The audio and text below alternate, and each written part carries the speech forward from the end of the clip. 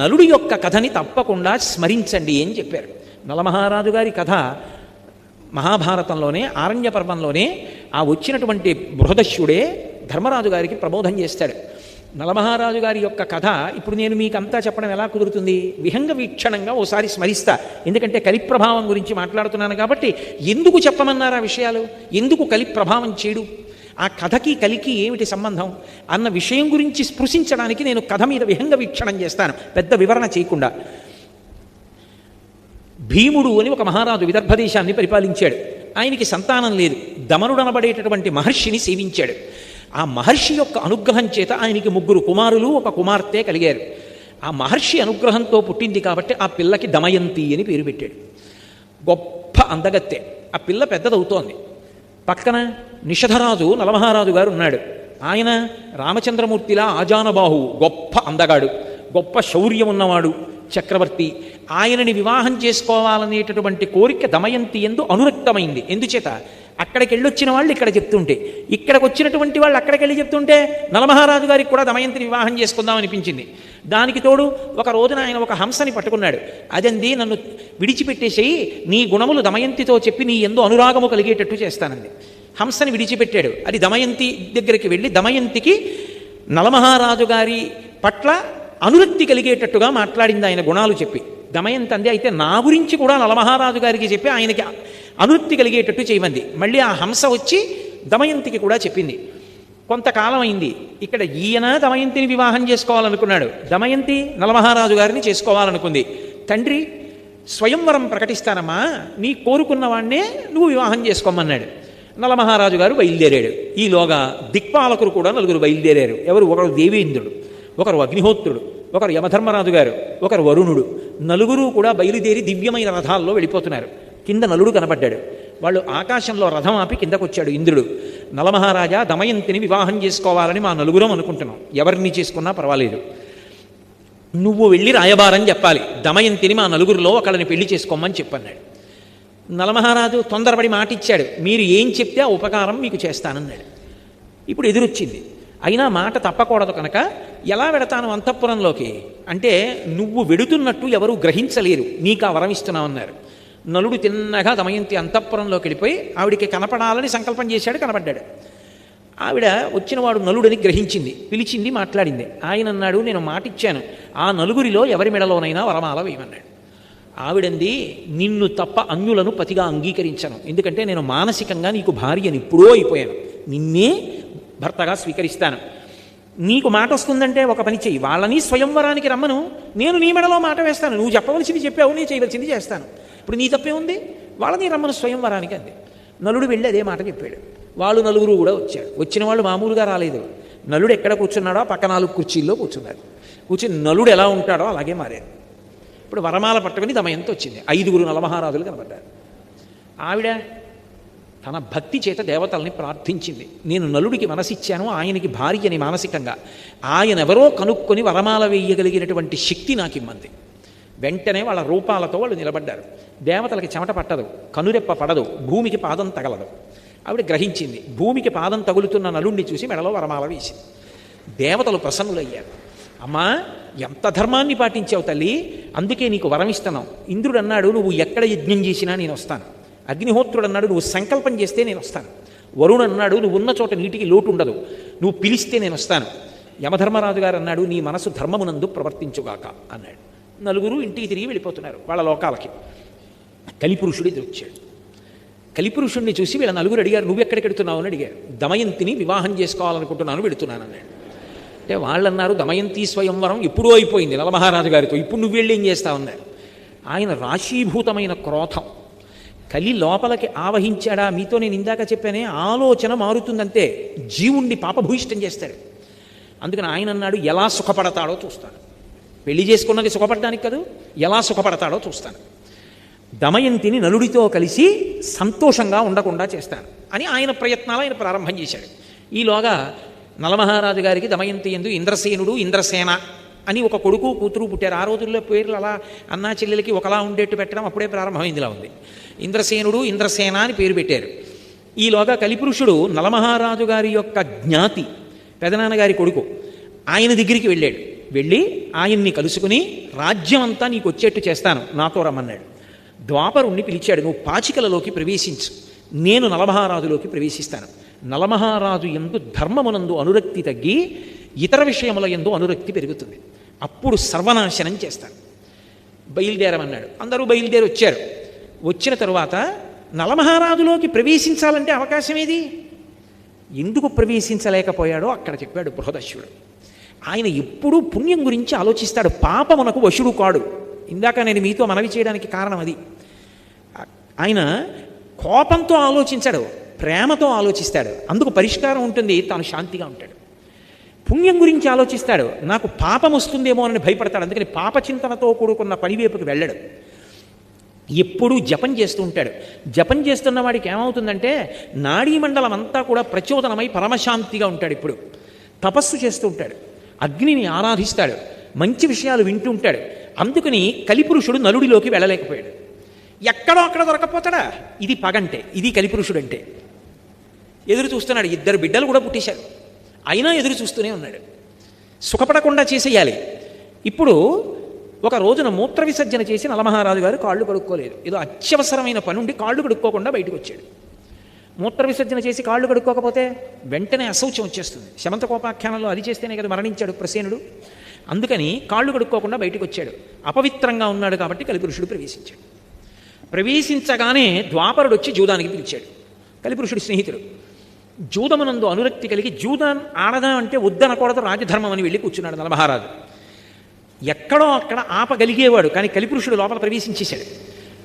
ఎంత తీవ్రంగా ఆడాడంటే దమయంతి ఆ ఊళ్ళో ఉన్నటువంటి ప్రముఖుల్ని తీసుకుని ఎదురుగుండా వచ్చి బిడ్డల్ని పట్టుకుని నించుంది. ఉండడానికి ఇల్లు, తినడానికి తిండి కూడా లేకుండా పోతావు మహారాజా, వద్దు ఆపేమని. ఆపకుండా ఆడుతూనే ఉన్నాడు, పందెం మీద పందెం వడ్డీ. లోపల కలిపురుషుడు ఉన్నాడు, ఇక దేనికి వినడం. ఆ మూర్ఖత్వం వచ్చేస్తుంది కలిపురుషుడు పట్టేసుకుంటే. ఆ మూర్ఖత్వంతో ఆడుతున్నాడు. దమయంతి గమనించింది, ఇక ఆపడం ఇది కలిపురుష లక్షణం అని వార్ష్ణేయుడు అని సారథిని పిలిచింది. తన బిడ్డలిద్దరిని రథం ఎక్కించి పుట్టింటికి తీసుకెళ్ళిపోమంది. ఆపదొచ్చేసిందని ఆవిడ కనిపెట్టింది. అన్నీ ఓడిపోయాడు. ఓడిపోయి రాజ్యం తన దయాదికి అప్పచెప్పేసి తాను బయలుదేరి వెళ్ళిపోయాడు అరణ్యాలకి. ఇక్కడ ద్వాపరుడు రాజై ద్వాపరుడితో పాచికలాడాడు కదా, దాయాది రాజై కూర్చున్నాడు. ఊరి చివరకెళ్ళి 3 రోజులు భోజనం కూడా లేదు. అయినా చిత్రం ఏమిటంటే కొత్త రాజుగారికి కోపం వస్తుంది, పాత రాజుగారిని పలకరిస్తే అని ఒక్కడు వెళ్ళి పలకరించలేదు నలమహారాజుని. ఆఖరికి ఇద్దరూ కలిసి అరణ్యంలో వెళ్ళిపోతున్నారు నలదమయంతులు. ఆకలి, పైన పక్షులు ఎగురుతున్నాయి. పక్షులు ఎగురుతున్నాయి, పక్కన భార్యే కదా ఉంది, ఎవరూ లేరు కదా అని నా పంచె తీసి విప్పేసి పైకి విసురుతాను, ఆ పంచె పక్షుల మీద పడి బరువుకి పక్షులు కింద పడతాయి, ఆ మాంసం తిందాను దమయంతి అని బట్ట తీసి విప్పేసి పైకి విసిరాడు.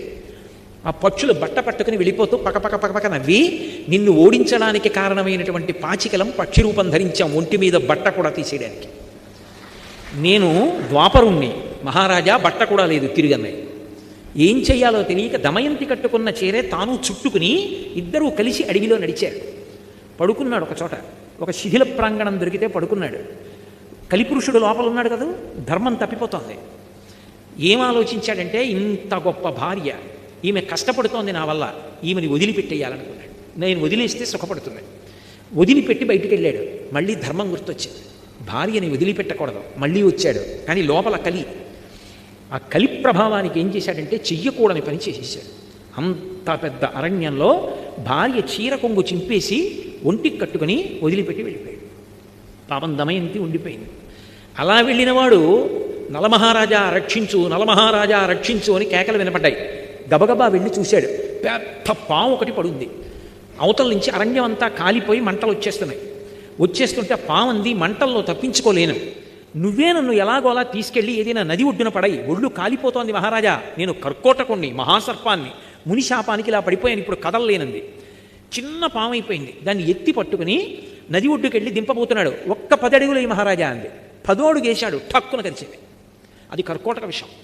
ఆ విషం వల్ల వెంటనే కాళ్ళు చేతులు కురసైపోయి పొట్టివాడైపోయి భయంకరమైన ఆకారాన్ని పొందేశాడు. కర్కోటకుడి వంక తిరిగి అన్నాడు, ఉపకారం చేసిన వాడికి నువ్వు చేసే ఉపకారం ఇదా అన్నాడు. మహారాజా, నేను అపకారం చేయలేదు, నలుడిగా ఎలా తిరుగుతావు ఇంత కష్టంతో, నిన్నిప్పుడు ఎవ్వరూ గుర్తుపట్టరు. ఋతుపర్ణుడి యొక్క రాజ్యానికి వెళ్ళి నీకు అశ్వహృదయం తెలుసు కాబట్టి గుర్రాలు పెంచి పోషించు, వెళ్ళిపోమన్నాడు. కానీ ఒక వరం ఇస్తున్నాను, ఎప్పుడైనా నువ్వు తలుచుకుంటే దివ్య వస్త్రం వస్తుంది, అది కప్పుకుంటే నీలో ఉన్నటువంటి నా విషం తొలగిపోతుంది, నీకు యథారూపం వచ్చేస్తుంది, రాజ్యం కూడా పొందుతావు, బయలుదేరమన్నాడు.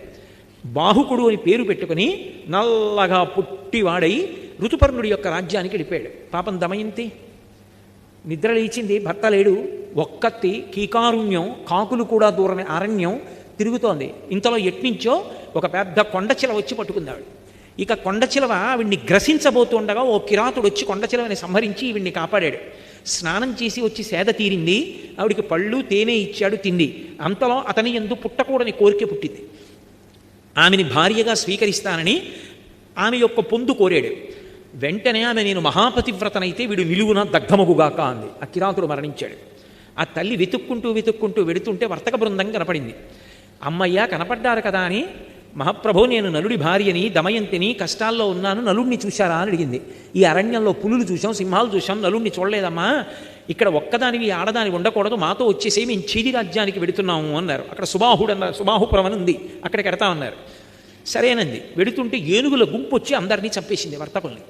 ఆవిడంది విధి అంటే ఇంత విచిత్రంగా ఉంటుంది, చచ్చిపోవాలనుకున్న నన్ను ఏనుగులు వదిలేశాయి, నా అంత నేను చచ్చిపోకూడదు, ఆత్మహత్య దోషం, ఏనుగు చంపేస్తే గొడవ వదిలిపోను, నా జోలికి రాలేదు, బతుకుదాం అనుకున్న వాళ్ళని చంపేశాయి. ఎవరో ఒకరిద్దరు బ్రాహ్మణులు మిగిలేరు, వాళ్ళతో కలిసి సుబాహుపురం వెళ్ళింది. ఆ వీధిలో ఆకలితో ఏడుస్తూ నడుస్తోంది, కలి ప్రభావం, అన్ని కష్టాలు పడాలి. వస్తుంటే రాజమాత చూసింది పైనుంచి, ఎవరు చంద్రబింబంలా ఉందా పిల్లని పిలిపించింది. ఏమమ్మా నిన్ను చూస్తే రాచపుత్ర స్త్రీలా ఉన్నావు, ఇంత కష్టంలో ఉన్నావు, నా అంతఃపురంలో ఉండమంది. నిన్ను చూస్తే నాకు ఎందుకో మనసు స్పందిస్తోంది, ఏదో బంధుత్వం ఉందనిపిస్తోంది, నా దగ్గర ఉండండి. అమ్మా నేను సైరింధ్రీ కార్యాలు చేయను, పరపురుషుల దగ్గరికి వెళ్ళను, ఇతర కాళ్ళు పట్టను, ఎంగిలి తినను, అలా అయితే ఉంటానంది. సరే ఉండమంది ఆవిడ. రాజమాత అంతఃపురంలో ఉంటోంది పాపం. అక్కడ నలుడు ఋతుపర్ణుడు ఒక మహారాజు. ఆ ఋతుపర్ణుడి యొక్క సేవలో అశ్వహృదయం తెలుసున్నవాడు కాబట్టి లొంగని గుర్రాల్ని లొంగ తీసుకుని రథచోదనం చేస్తూ బతుకుతున్నాడు. అలా బతుకుతుంటే ఇక్కడ ఎన్నాళ్ళు ఉంటుంది ఈవిడిలా పాపం. ఒకనాడు తండ్రి భీమకుడికి ఆలోచన వచ్చింది. భీముడికి నా కూతురు ఎక్కడుందో వెతికి పట్టరమ్మని బ్రాహ్మణుల సమూహాల్ని పంపాడు. అందులో ఒక సుదేవుడు అనబడేటటువంటి బ్రాహ్మణుడు ఈ పురానికి వచ్చాడు, సుబాహుపురానికి వచ్చి అంతఃపురంలో దమయంతిని కనిపెట్టాడు. అమ్మ ఆవిడ కనుబొమల మధ్యలో ఒక పుట్టుమచ్చ ఉంది, అది చతుర్ముఖ బ్రహ్మగారు సృష్టిలో ఆవిడికి మాత్రమే పెట్టాడు. ఆవిడ దమయంతి మహాపతివ్రత, నలమహారాజు ఇల్లాలు, కష్టాలలో ఉండి ఇక్కడ ఉందమ్మా అన్నాడు. దమయంతికి నీళ్ళిచ్చి ముఖం కడుక్కోమన్నారు, కనిపెట్టారు. అవును మహాతల్లి మహాపతివ్రత దమయంతి అని. అప్పుడు ఆ రాజమాత చెప్పింది, అయ్యో తల్లి నిన్ను చూస్తే నా హృదయం ఎందుకు స్పందించిందో అర్థమవుతోంది, నీ తల్లి నేను అక్క చెల్లెళ్ళాం కాబట్టి నువ్వు నాకు కూతురు అవుతావుంది. పుట్టింటికి ఎడతానంది, బయలుదేరింది, పుట్టింటికి వెళ్ళిపోయింది. ఇక్కడ నలుడు సృష్టిలో ఎవరూ గుర్తుపట్టలేరు, అంత మరుగుజ్జు వాడిపోయి కాళ్ళు చేతులు వంకర్లు తిరిగిపోయి ఉన్నాడు. చిత్రనలీయంలో అంటాడు కవి, భయద కోదండ ఖడ్గముల్ పట్టు వీరుడు గరిటయూ క్రొవియూ పట్టెనీయుడు విపుల కేసరి నక్కట పిల్లి చేసే అధమ విధమున ఇట్టిదే విధికృతంబు అంటాడు. కోదండాలు ఖడ్గాలు పట్టుకుని యుద్ధం చెయ్యవలసినటువంటి వాడు వంటశాలలో కూర్చుని వంటలు చేస్తున్నాడు నలుడు. ఆయనకి గుర్రాలని పెంచడం తెలుసు, వంటలు చేయడం తెలుసు, అందుకే నలభీమ పాకం అంటుంటారు. వంట చేసి పెడుతున్నాడు మహారాజుకి. సరే కాలం గడిచిపోయింది. ఆ వార్ష్ణేయుడు అంటే ఆ పిల్లలిద్దరినీ పుట్టింట్లో దింపేసినటువంటి సారథి నలుడితోటే ఉన్నాడు, కానీ ఆయనకి తెలియదు బాహుకుడే నలుడని. ఆలోచించి తన భర్తను ఎలా కలుసుకోవాలి అని ఒక రోజున దమయంతి తన తల్లి దగ్గరికి వెళ్ళి అంది, అమ్మా ఎంతకాలం నా భర్తని కలవకుండా ఇలా ఉంటాను అని బ్రాహ్మణుల్ని పిలిపించి మీరు ప్రతి రాజ్యానికి వెళ్ళండి, సభలో నిండు సభలో ప్రశ్న వెయ్యండి, ఈ లోకంలో ఏ భర్త అయినా బిడ్డల్ని పొందినటువంటి వాడు మహాపతివ్రత, ఏమీ తెలియని అమాయకురాలైన ఇల్లాలు తన యందు ప్రేమ కలిగిన దాన్ని ఆమె బట్టలో ముక్క చింపి తాను కట్టుకొని రాత్రికి రాత్రి మహదారణ్యంలో భార్యని విడిచిపెట్టి వెళ్ళిపోయిన పురుషుడున్నాడా అని ప్రశ్న వెయ్యండి. ఒకవేళ నలుడు సభలో ఉంటే లేచి జవాబు చెప్తాడు.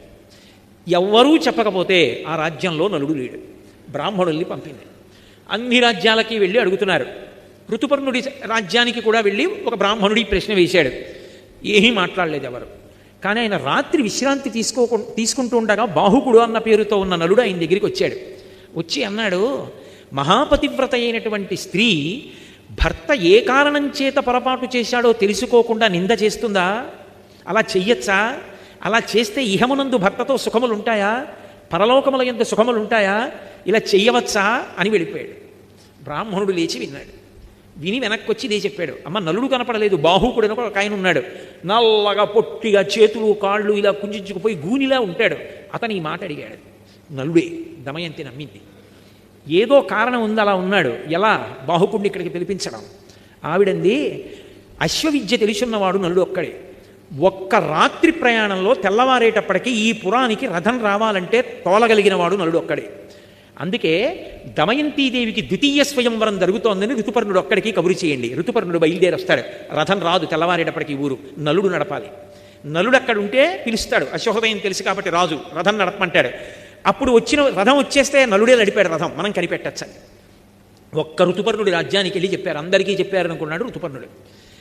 దమయంతీదేవి ఏమిటి అంత పతివ్రత, ఇద్దరు బిడ్డలు ఉన్నది, ద్వితీయ స్వయంవరం ఏమిటి, మళ్ళీ పెళ్లి చేసుకోవడం ఏమిటి? తెల్లబోయాడు.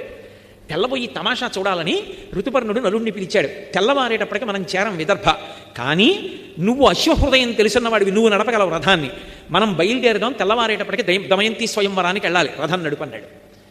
ఇదేమి తమాషా, నా భార్య ద్వితీయ స్వయంవరానికి ఒప్పుకోవడం ఏమిటి, మహాపతివ్రత చూడాలని నలుడు అనుకున్నాడు. పదండి మహారాజా అన్నాడు. పొట్టి గుర్రాలు కట్టాడు. ఈ గుర్రాలు ఎక్కడ ఎడతాయన్నాడు. చూడండి నా విద్య అన్నాడు. రథం నడుపుతున్నాడు. అబ్బో ఎంత వర్ణించారో మహాభారతంలో. వెళ్ళిపోతుంటే ఆ ఋతుపర్ణుడు పైన వేసుకున్న ఉత్తరీయం కింద పడింది. కింద పడితే ఋతుపర్ణుడు అన్నాడు, బాహుకుడా రథాన్ని ఆపు, పక్కన ఉన్న వార్ష్ణీయుడు వెనక్కి వెళ్ళి నా ఉత్తరీయం పట్టుకొస్తాడు, కింద పడింది అన్నాడు. నలుడు అన్నాడు, మహారాజా రథం ఎంత దూరం నడిచిందో తెలుసా? మళ్ళీ వెళ్ళి తిరిగి రావాలంటే 10 రోజులు పడుతుంది, అంత దూరం వెళ్ళిపోయింది. నడిచి వెళ్ళొస్తే అంత వేగంగా నడుపుతాడు నలుడు రథాన్ని. అలా నడుపుతాడు గుర్రాలని అలసట పొందకుండా. కొంత దూరం వెళ్ళిపోయిన తర్వాత తెల్లబోయాడు ఋతుపర్ణుడు. అబ్బా ఏమి శక్తిరా ఈ బాహుకుడిదని. బాహుకా నువ్వు గొప్పవాడు అనుకుంటున్నావు కదా, నాకు ఒక విద్యొచ్చు, ఏమిటో తెలుసా అన్నాడు. ఏమిటి మహారాజా? అక్షహృదయం తెలుసు నాకు. ఇదిగో పెద్ద రావి చెట్టు, ఇక్కడ ఒక చెట్టు కనపడుతోంది కదా, ఈ చెట్టుకి ఎన్ని కొమ్మలున్నాయో, ఎన్ని రెమ్మలున్నాయో, ఎన్ని ఆకులున్నాయో చెప్పనా అన్నాడు. చెప్పండి అన్నాడు. ఖచ్చితంగా ఇన్ని ఆకులున్నాయి, ఇన్ని కొమ్మలున్నాయి, ఇన్ని రెమ్మలున్నాయండి. నలుడికి అనుమానం వచ్చింది. రథం దిగి మహారాజా అలాగే కూర్చోండన చెట్టు పడగొట్టాడు. పడగొట్టి కొమ్మలు రెమ్మలు ఆకులు అన్నీ కోసి దొంతర్లు పెట్టి లెక్కెట్టారు. ఈలోగా స్వయంవరం ఇక్కడ ఆలస్యం అయిపోతుంది. నడపగలడు నలుడు, అది ఆయన శక్తి. అన్నీ లెక్క పెట్టాడు. లెక్క పెడితే ఖచ్చితంగా రాజు చెప్పినన్నే ఉన్నాయి. మహారాజా ఎలా చెప్పగలిగారని అడిగాడు. ఇదే కాదు, నేను ఏవైనా ఇలా చెప్పగలను, నాకు అక్షహృదయ విద్య తెలుసు.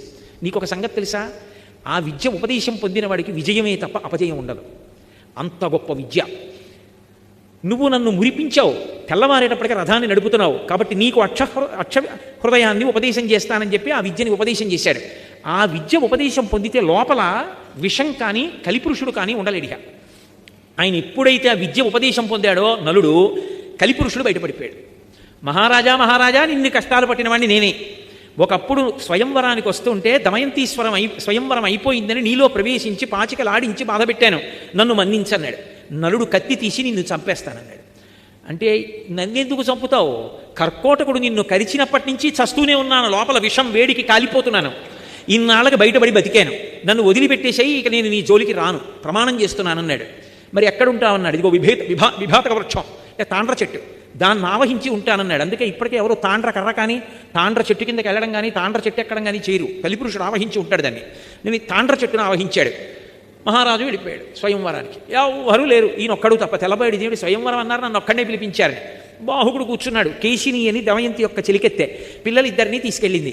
ఎంత మారు వేషంలో ఉంటే మాత్రం పిల్లల్ని చూస్తే తండ్రి హృదయం ఆగుతుందా? ఎత్తుకుని ఇద్దరిని 2 తొడల మీద కూర్చోబెట్టుకుని ముద్దులాడి మురిపాలతో పొంగిపోయాడు. కేశిని గమనిస్తోంది.